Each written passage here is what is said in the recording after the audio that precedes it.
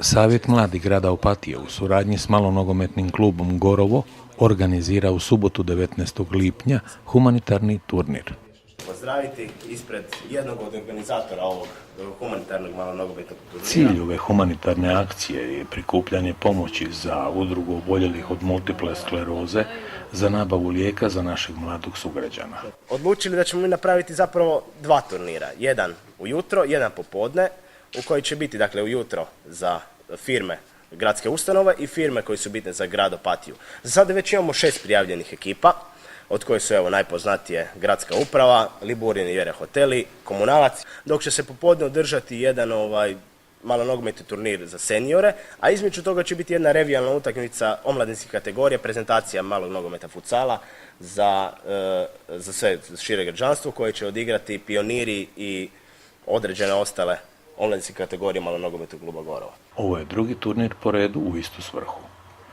Humanitarna akcija je nastala na inicijativu Crvenog križa Opatije. Prijedlog Crvenog križa za tu organizaciju tog događaja, tako da smo već imali prodaju slika preko Leo kluba koji je organizirao i tu je prikupljeno već nešto sredstava za tu humanitarnu akciju. Da mi je jako drago da su konačno mladi Opatije preuzeli inicijativu i ideje kojih ima jako puno i pomoći koje treba ovom gradu jako puno našim sugrađanima, naprosto da su se pokrenuli jer ovo nije samo akcija Savjeta mladih jer tu su umreženi znači i naše gradske institucije, i naša gradska uprava i građani koje molimo da dođu navijati svojim dobrovoljnim prilozima pomognu ovoj akciji jer ovo je zaista dobar primjer razvijanja solidarnosti unutar zajednice. I to je jako, jako važno da se mladi iz različitih aspekata života, oni koji se bave sportom, gradske uprave, oni koji rade u gradskim institucijama i tvrtkama,